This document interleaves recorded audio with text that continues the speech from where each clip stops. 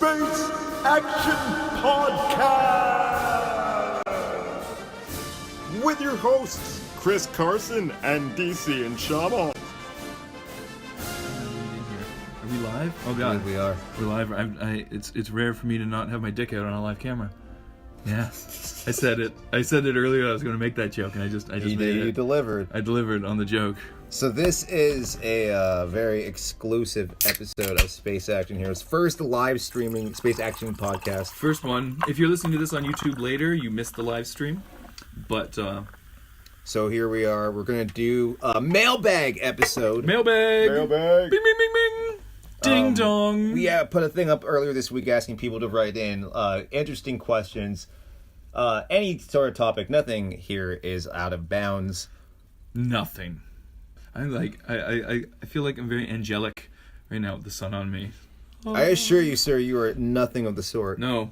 For someone named Christopher, Christ-like is not really a thing. All right. This one comes from Tristan Johnson. Tristan Johnson, this is your letter. Ow. Why are 90% of evil world-destroying plans across multiple movie universes blue laser things being shot into the air? Lack of creativity in general in Hollywood.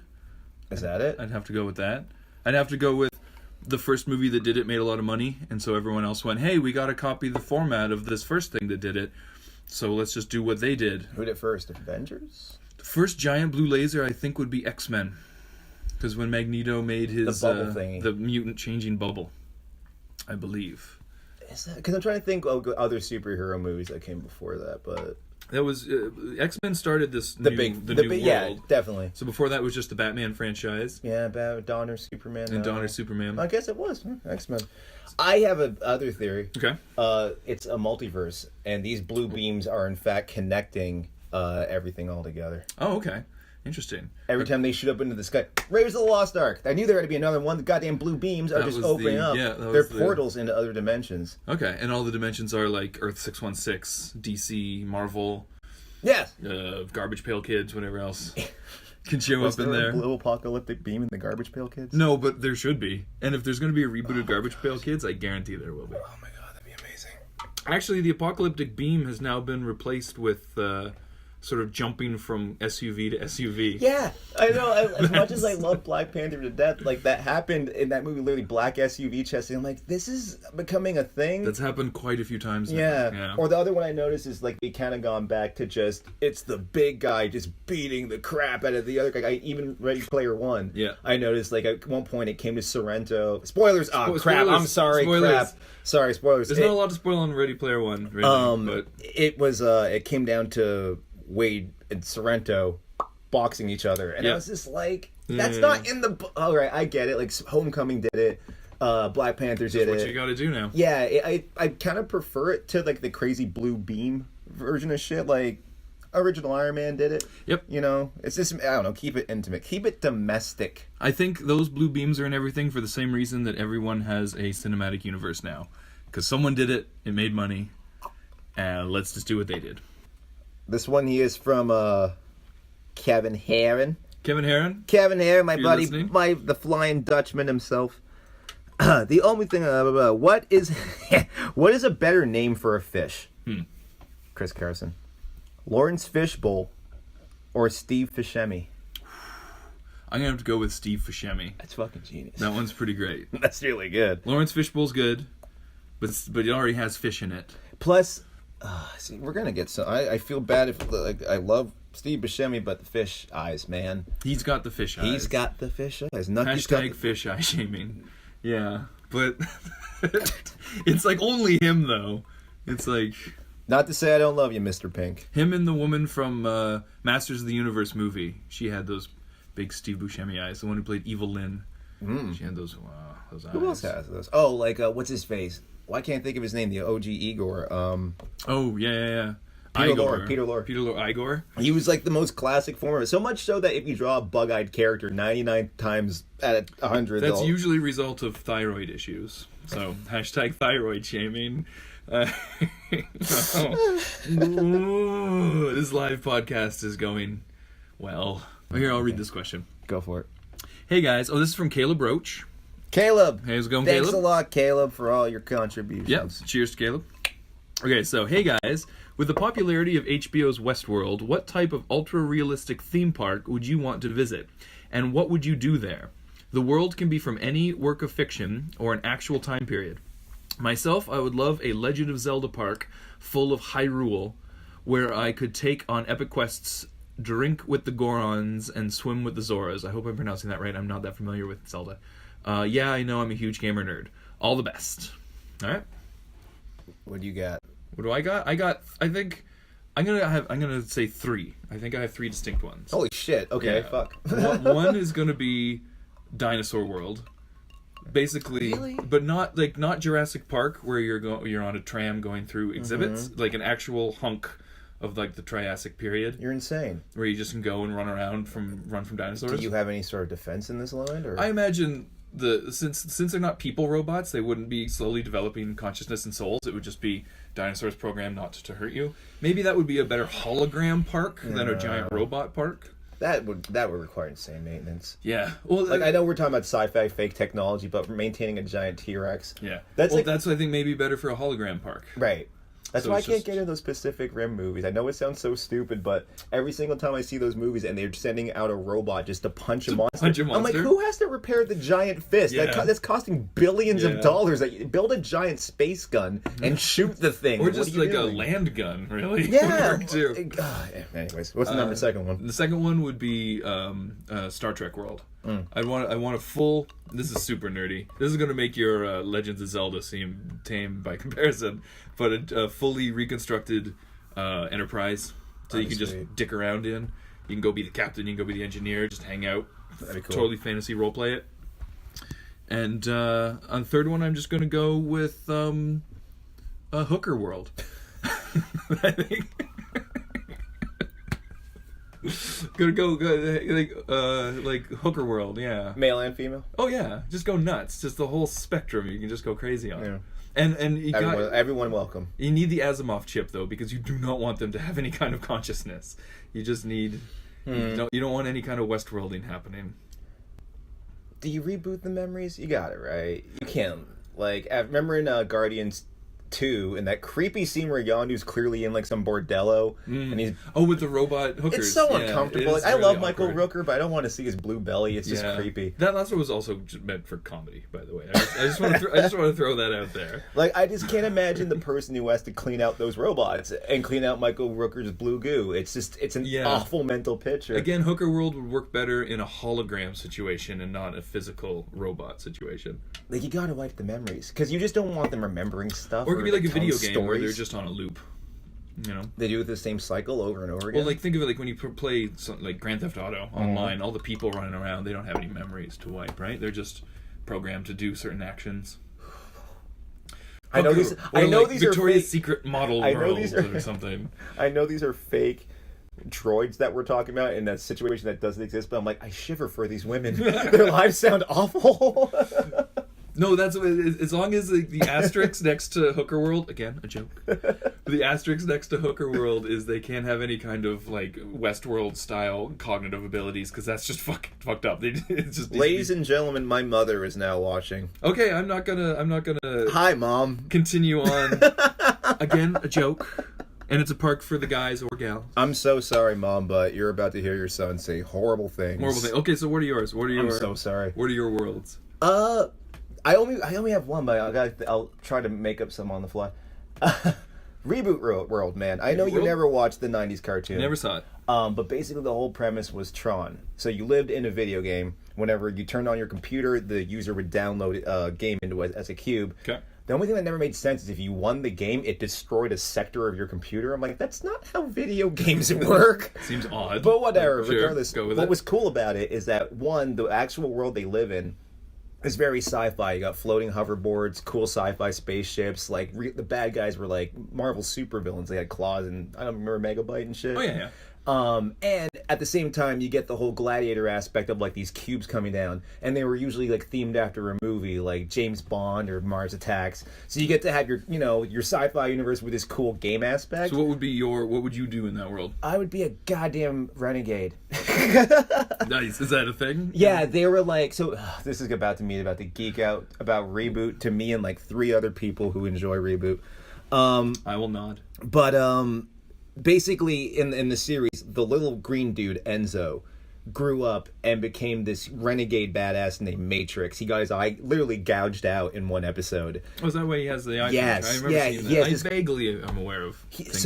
Basically, his whole thing becomes because viruses took over his hometown, his system. He goes completely kill viruses. In the first episode, they introduce him as that character. He tackles a virus. And he's like, mercy, mercy. He's like, mercy to a virus? Never. He fucking takes a gun and shoots him in the back of the head. Is this Michael Bay's Transformers? Oh, man. Jesus. Yeah, they seriously were... Exactly. And with all the time... I was watching... was it Revenge of the Fallen Knight? The newest one. Oh, yeah. And the number of times Optimus Prime in that show... I loved the cartoon when I was a kid. I've never heard Optimus Prime, Peter Weller... so many times just be like, I'm going to kill you. I will rip your spine out and kill you. I'm like, does he shoots him right in the back of the head, execution style? I was like, why is Optimus Prime now Robert De Niro from the 90s? Like, he's so savage now. Yeah, I would go with Reboot World, or let's see. Ooh, Fury Road World, Mad Max World. Fun. Yeah. I want to be like if I got to pick, your skill level like in Westworld, I wouldn't want to go in like a punk. If I went in as I am now, they would be roasting me on a spit. I want to go in as like someone who's the guy doling out the water. I want to be the guy who plays the flamethrower nice. on the guitar. That is the greatest job. That dude wakes up in the morning. You saw it in the movie. He sleeps in a little hammock. And then he wakes up and they're just like, yo, there they are. And he's like, and he starts playing that guitar. That is a great life. That man has it made. All he has to do is keep that stupid little belt thing over his head. That's a good one. I like the Mad Max one. Fury Road, man. Yeah. What about any other ones? This will probably get cut from the actual podcast, but Connection is bad. Gain a lot of artifacting. I don't. Sorry. It's also I owe you nothing. No, I'm kidding. Thank you. Ouch! Way to kill our viewership. Sorry. Jesus. I'm just offensive. I'm sorry. I don't know how to fix that. I don't know either. I thought I was gonna do something nice, and instead I get criticized. It's fine. Okay, with this one, he is from Rob Dwyer. You want to? Oh yeah. I hated Killmonger scarred skin. Last Jedi is a dumpster fire. Justice League is a joke. Oh, and do you hold hope for Ready Player One? Excellent questions. Let's go through them beat by beat. All right, beat by beat. I goddamn love you, Rob. I hated Killmonger scarred skin. Why? Why are you so full of hate, Rob? Just the design of it or the idea behind it? There's nothing wrong with some scarred skin. Maybe we all have a little bit of scarred skin. Oh, Jesus. And that's what happens on a live show. Oh, God, this is live, folks. This is live show. All right, hold it. Keep it together. Keep it together. All right. I'll kit while you're gone. Hold on. All right, I'm gonna jump into the scarred skin angle. If it's just me, we're gonna lose a lot of viewers. Hello. Did you? Well, the question is, did you hate the idea behind it or the visual look of it? Because I thought both were neat. I have to throw that out there, Rob. I'm sorry. I do love you, though. What was your opinion? I liked the scarred skin, both thematically and visually. I thought it was neat. The next part is the Last Jedi is a dumpster fire. If you listen to our podcast on The Last Jedi, you would see that we do agree with that sentiment. Well, it wasn't accusational, like, if you listen to our last podcast. No, but we did mention that it is a bit of a dumpster fire, which has caused some debate, to say the least, among our hallowed friends. Listen, I have strong opinions about silly things. I get that. I understand that sometimes we don't all agree, but god damn it, whenever that pork was sitting on R2's head at the end of that movie, I couldn't. I just couldn't. And all I'm saying is sometimes you just don't feel like a McChicken. Metaphorically or physically? Both. Yeah. McMovies. McMovies.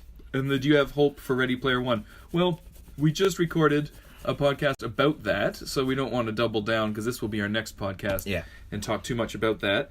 But just if you're listening to this after the live broadcast, just listen to the last podcast before this one, and that will answer that question. But thank you for the question, Rob.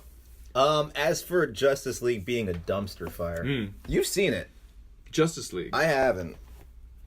Was it Justice League? Yeah, Justice League. He had a point about Last Jedi was a dumpster fire. Justice League. Is a joke. Justice League's a joke. I totally missed that one. I haven't seen it. Yeah, no, Justice League feels like the Fan Forstick movie, or where it was one movie and then they got rid of the guy who made the one movie and brought in another guy. Oh, that's right. I forgot Whedon. Brought in Joss Whedon. Why did they bother at that? I guess you have to go. You have to see it through. Because you're so many hundreds of millions of dollars in, you're like, well, we gotta fucking finish this.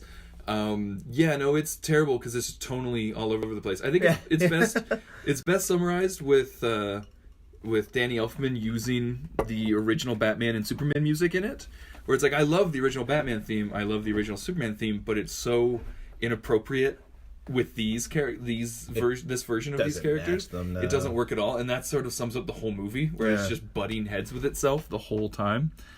But I'm gonna just go off on Justice League for a minute. If it had been the Zack Snyder Justice League, it would have been atrocious. And it's sort of like they had a pile of dog shit, and they decided to supplement it by replacing half of it with cat shit. And so it's like, oh, it's a different type of shit, but it's still just a pile of shit. I don't think I'm gonna break any new ground by saying this, but like it's weird that they're trying to rush all this so quickly. Like, I totally get it from a business. Yeah, to catch up with Marvel, but like, I don't know why they're going for the exact... It's like whenever a kid at school buys a cool blue hat, and then the kid shows up the next day trying to be cool, he has a cool red hat. Yeah, check out my hat. But it's got a different logo on it or some shit. Yeah. Same thing here. I'm like, why are you trying to make a team-building movie? You were dominating the box office for superhero movies for a long time. Yeah. Start individually, like, earn it, man. Like, people will show up for another Batman and Superman movie. If it's a few years offset from Marvel, it doesn't matter. We have all the years in the world to work with. Like, people will show up if you make them good. Yeah, like, exactly. I don't know. But I think, I don't remember where I heard this, but someone once said that DC has all the best toys.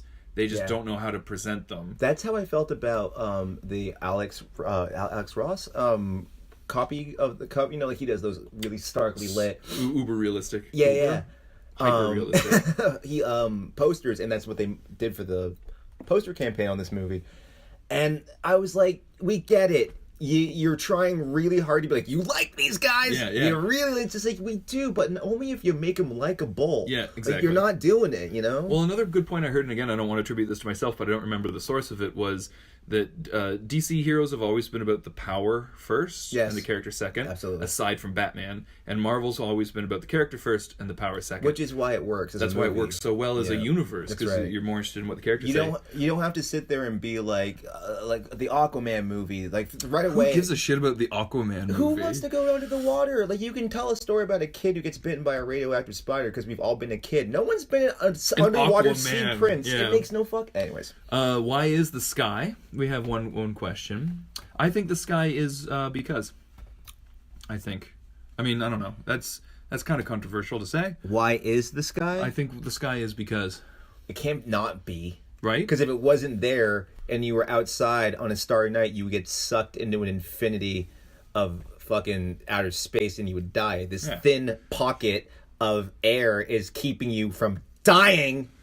I think that's pretty much it. Put gems on a pile of shit and it's still shit. Agreed. Unless you're referring to infinity gems. You may be. Oh, I don't know. Is that a sly comment as to like the Infinity War looks like is that a bit of a flick to the Infinity War? I'm biased towards Marvel, haha. Fair enough. I'm biased towards I've never liked one or the other because I grew up with Batman, Spider-Man, and X-Men. So I've always been cross-contaminated. Do you remember that moment, maybe when we were kids, and that moment you realized that the sky is a tangible, reachable place? I always compared it to like that moment when you're a kid and you look up at the stars, because we're raised through television, right? So everything always has this glossy haze of a screen in front of our reality.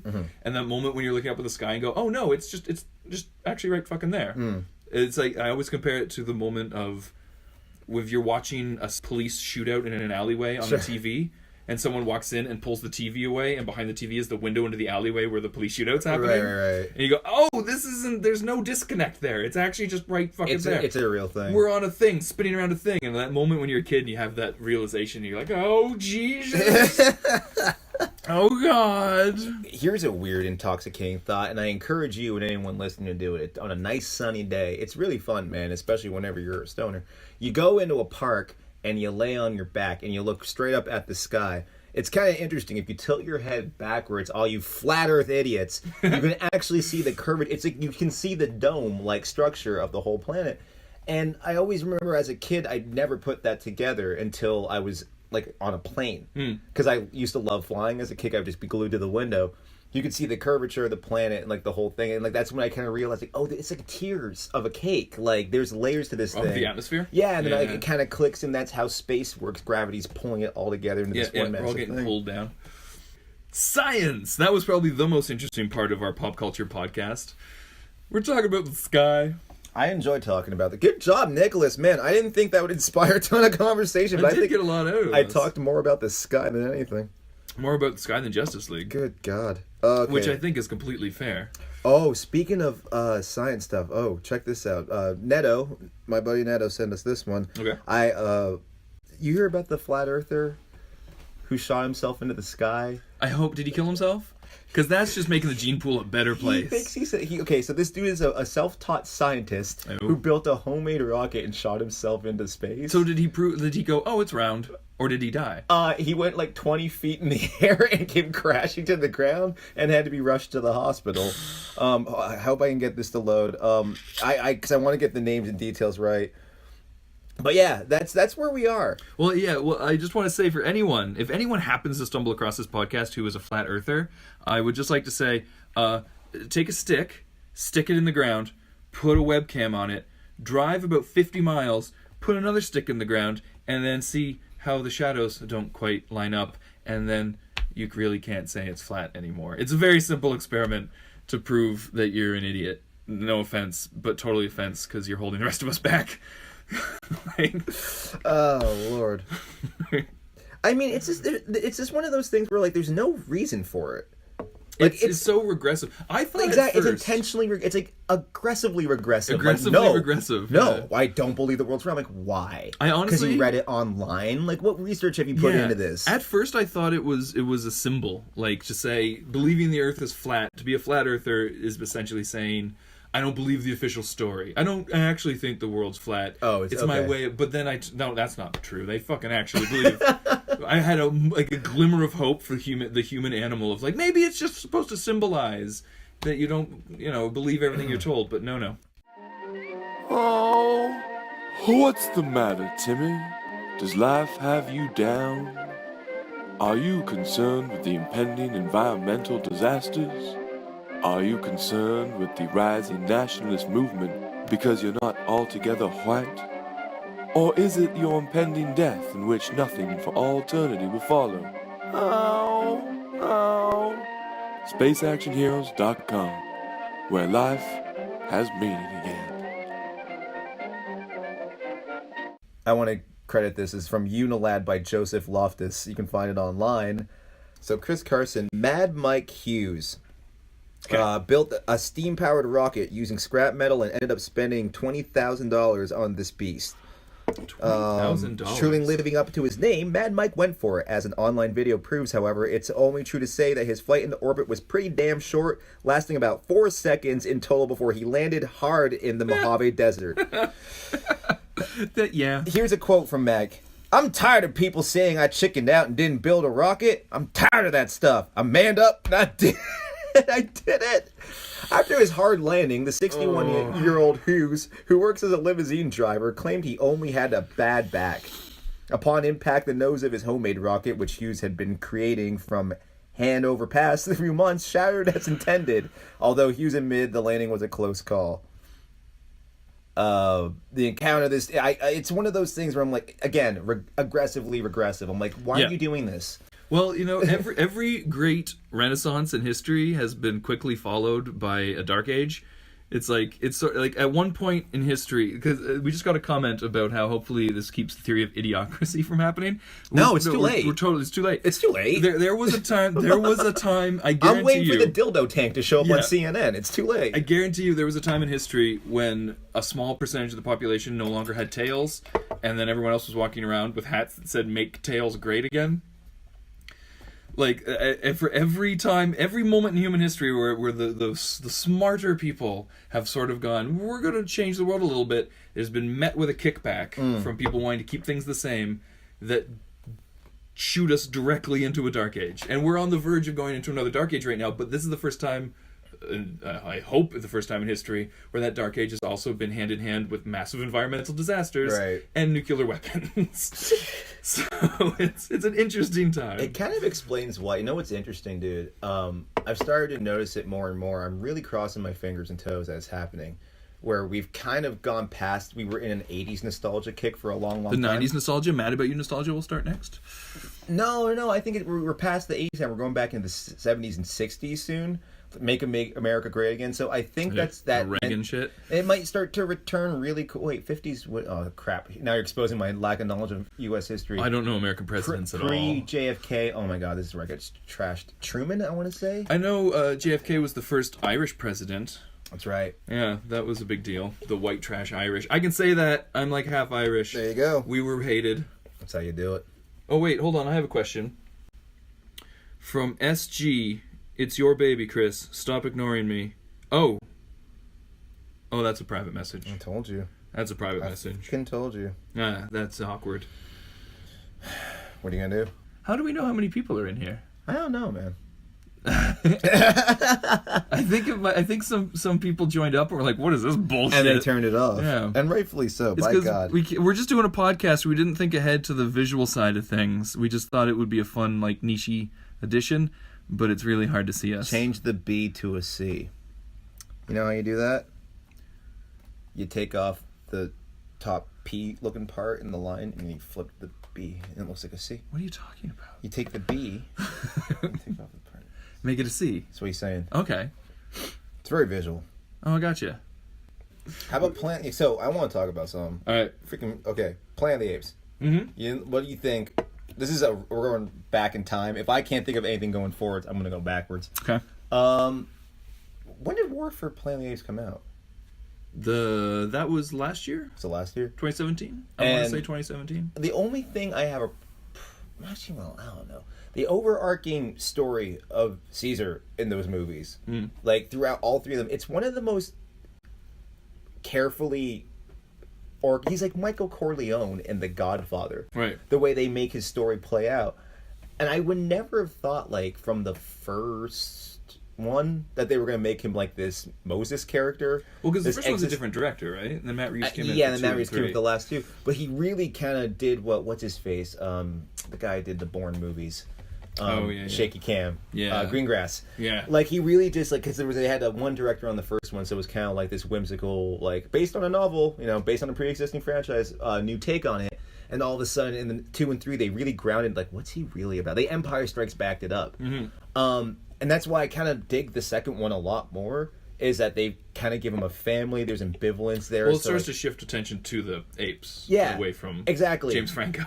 Thank God. Because, like, listen, the current situation notwithstanding, James Franco's great on, but he's not a scientist. You can't put a clipboard in his hand and put a lab coat on him. That's like, James Franco as a scientist is like in an old Bond movie where they'd have, like, a supermodel show up as an astrophysicist. Yeah. That doesn't, like, make any sense. It was a weird... It felt a lot like Keanu Reeves in the Dracula. Right. Being like, we have to put a cute face in there to put the girls in this. It's like, dude, that's just so dumb. Yeah. Keanu Reeves was so horrible in Dracula. No one oh no, it is the man. And he is now... Anyways, I don't know, like, I love the idea in the second one that they really found the ambivalence. Like, it was a little bit on the nose. You have John Connor from Genesis, and they're playing like we have to fix that dam. Yeah. And then, of course, Koba...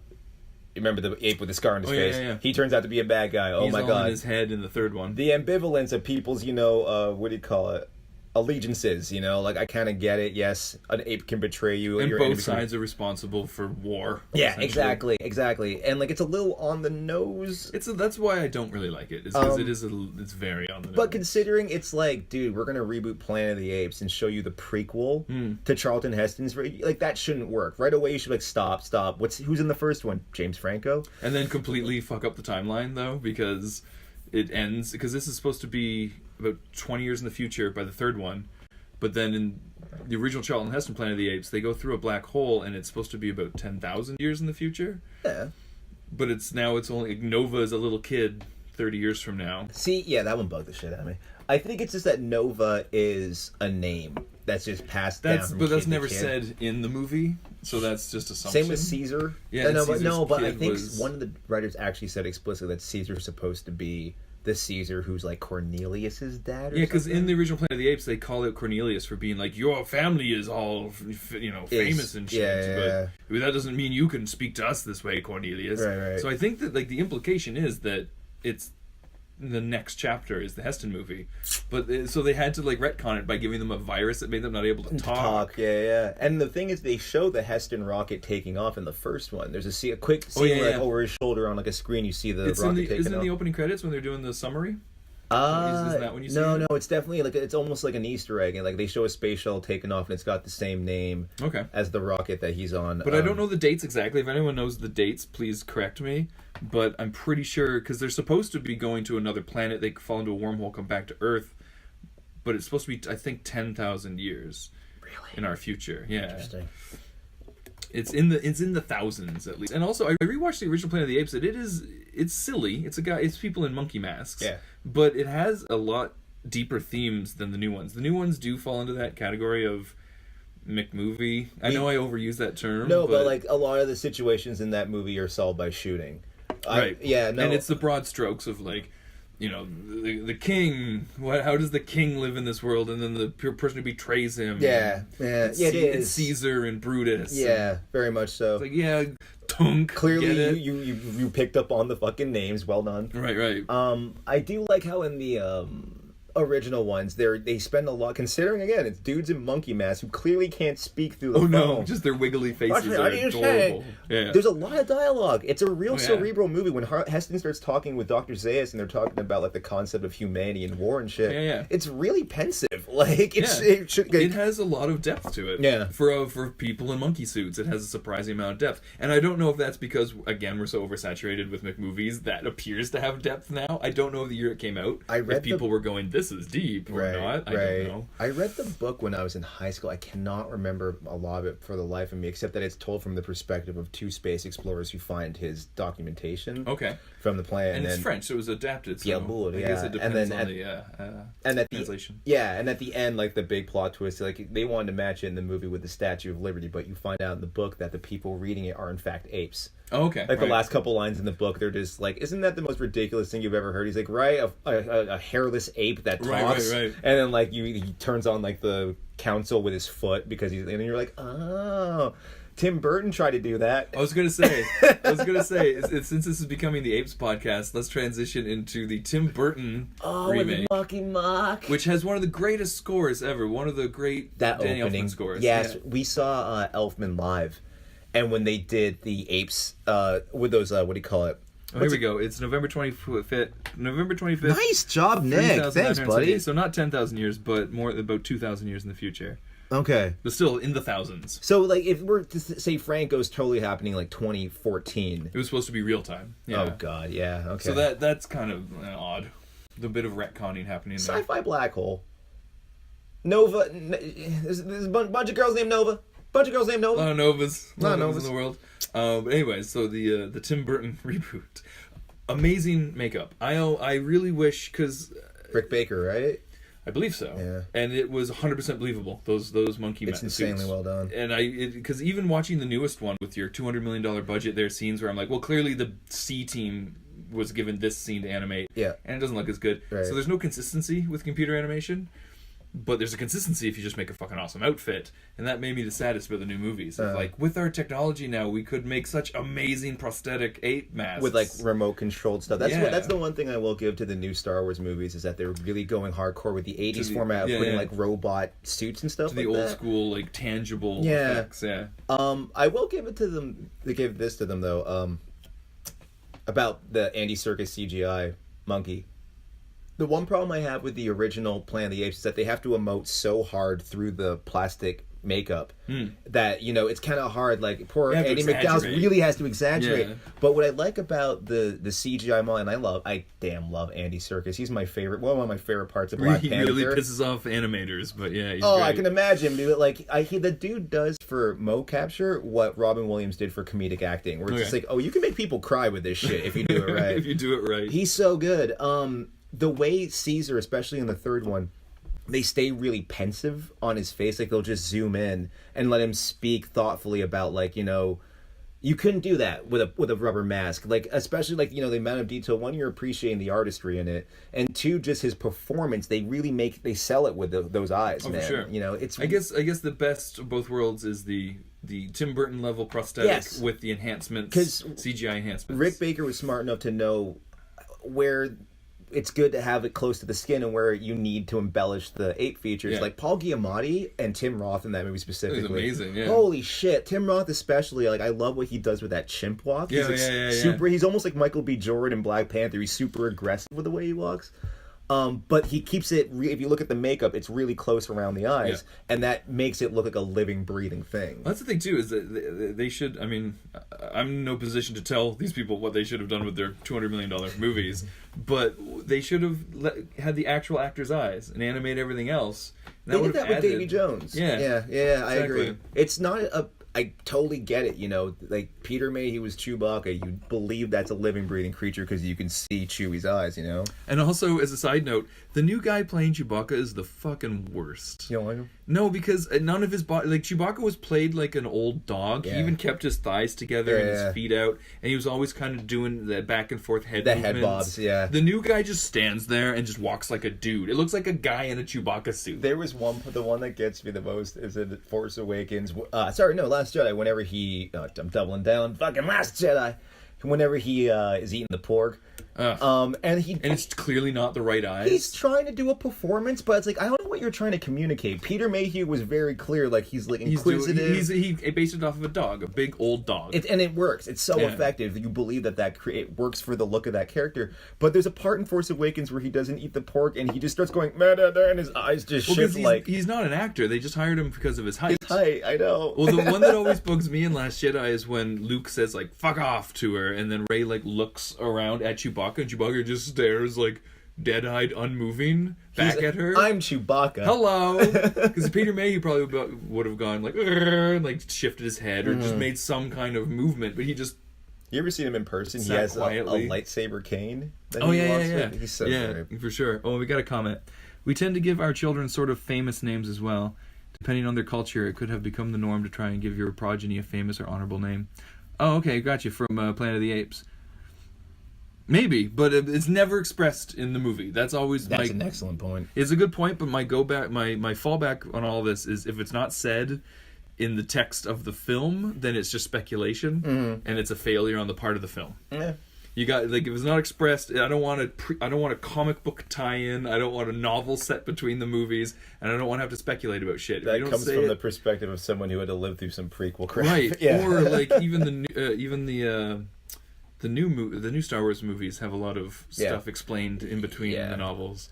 No one else really does that. No other franchise. Like, it's not like Marvel has a bunch of tie-in comic books that lead. Like, they kind of keep it separate, right? Marvel has the one big glaring one from Marvel is that Thor destroys the Rainbow Bridge at the end of Thor, and then in the Avengers he says I had to use the last of the dark matter or whatever he said he had to use to go to get Loki, and then he uses the Tesseract to get back to Asgard, and then in Thor 2 the Rainbow Bridge is just rebuilt, and there's a comic book tie-in that came out before Thor 2 that showed the rebuilding of the bridge, and it's their one glaring thing, or that you can watch all those movies independently of everything else, and the one thing is how that Rainbow Bridge suddenly shows back up.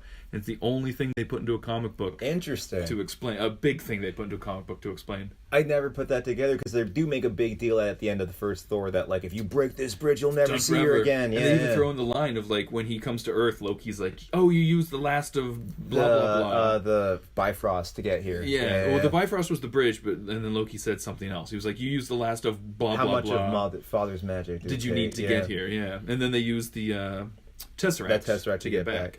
I never put two and two together that the Tesseract's a portal, and when they turn that thing at the end of It just they shoot back. they're using the Tesseract power. Wow, sometimes like, I consider myself a pretty savvy film watcher, but then when someone points out something like that in a superhero movie made by Disney, and I'm like, oh, they're clever. Well, that's what they were doing. That's what they were doing. But I think that was right around the time too of Avengers 2, when everyone was getting super complainy about how they crammed in too much. It was too much world building. There was too much additional material you needed to know to understand certain elements of it, like who this scientist is that's putting Ultron's brain together into the Vision, blah, blah, blah. Oh, Jesus, it was all explained in the comics, and I think that's when they kind of realized they took a step back and were like, all right. We need to make this. The supplemental material has to be just that, supplemental. That one stands out. We're going to double down on everything. We're going back to Last Jedi. And oh, nice. This is going to be called the Member Berries podcast. That's what this one and is. South Park. We're going for the trifecta. Yeah. What do you call it? I was watching Ultron, and it's one of the most insanely highly produced sequels that's like a sequel, like a 90s sequel where it's kind of more the same but bigger with more shit. And you're like, wow, you guys took this really it's insane. It's got the spectacle of an MCU movie, but it's a sequel. Oh, it's a total sequel. You're like, it's insane. You're like, this movie is just it's so bloated and weird and awkward. It's so bloated and weird and awkward. That bloated, weird, and awkward should have been Avengers. Bloated, weird, and awkward. Yeah, really. A week of Ultron. I think that's when Kevin Feige really learned the lesson, because after that he was just like, here, James Gunn, go make a movie. That was Guardians. Yeah, and he just he stopped interfering, because Joss Whedon talks about how they held a gun to the head of the farmhouse scene. Yeah, that's right. Which is the best scene in the movie. Sure. Is the farmhouse, and the visions that they have. Because they're insanely beautiful, those visions. And also, he put it best, where it's like, after all these movies, we should probably get to the core of these characters a little more. Right. Not just keep them surface level, but show what their inner struggles are and what their motivations are. And that was perfect. It was great. The farmhouse and their visions really drove home who these people were. It was great. We haven't really seen that level of depth from them again since then. I think Marvel does tend to keep it a little more... Except in the standalone films. In the standalone films a little bit, but I mean, what is Thor? I love Thor Ragnarok. Who's Thor? He's a hero. He's a hero. That's what heroes do. That's what heroes do, right? I know. It's pretty thin. As much as I love that movie, his whole go-get-em attitude is just that's just Taika Waititi. That's what he does. Chris Hemsworth, because every once in a while you can tell he's improvising because his Australian accent comes out. Oh, yeah. Every once in a while, Thor. There is a Thor's moment. Australian. It took me. I realized that there is a moment in what do you call it? That kind of, I think it's a jab at Ultron in Ragnarok when he has the hoodie on in Ultron, because at one point he goes to see Selvig so he can take the electric jacuzzi for no fucking reason. Right. So he takes off and he's like, he has the hoodie on. He's just like, it's not much of a disguise, right? Or he has someone comments. He's literally just wearing a hoodie. Oh, you mean the? Oh no, in Ultron. In Ragnarok though, when he's I feel like that was Taika Waititi being like, seriously, he has a hood pulled over, so whenever Hemsworth, that's the part I was thinking of, his Australian comes out like, no, if I pull it up like this, you can't really tell. I'm like, it's the worst. They do it a lot in those movies. Captain America goes to his own goddamn museum wearing a baseball cap, and they show tiny Steve Rogers versus Captain America. And he's just standing next to it. No one's next to seeing this 6'5" huge human being wearing a baseball cap going, quiet little kid. I'll snap your parents' neck. All right, well, we're at 46 minutes. This may be a good time to wrap up the podcast of nonsense. That's a nonsense podcast. We've the Apes podcast. I guess it's technically the Apes with a dash of everything else. Yeah. This has been the Smorgasbord podcast. It's like the home cleaning. What's it? Not homecoming, but it's housekeeping episode. Can we call this episode 4 spring cleaning? Yeah, man. Yeah, totally. It is works. Spring. Well, thanks for everyone for watching. And if you're listening to the podcast, we might have another episode before Infinity War. We might not. If not, please stick with us for the 2 weeks break you'll have until you hear from us again. Before the War of Infinity. Before the war. If we do crack something up before then, we'll talk to you then. And before if not, Wakanda is rendered into rubble. Potentially. After one goddamn movie. You know what? That movie did well enough that they're probably, if that was the intention, they've done some reshoots. I'm just saying, man. I would have liked more than one movie of Black Pride before we're just gonna shove some big old black pyramids in there so the purple gym teacher can take back his goddamn stones. DC. Marvel movie. So anyways, we'll see you next week or a week after. Oh, there's a lot of hearts coming our way all of a sudden. Hello. Thanks for watching, guys. And now to you people listen to the podcast. Those guys are assholes. What a bunch of dicks. What a bunch of dicks. No questions. I really hope there's no crossover between people who listen to this and watch. Apologies to Mary Elizabeth. She joined just as we logged off. So. Who the hell would be wanting to fucking watch that. and listen to this? Anyways, also quickly, you guys are awesome. Thanks for listening to our podcast. It's been great. Right on. And we'll see you soon. Rock on with your bad selves. Bye-bye.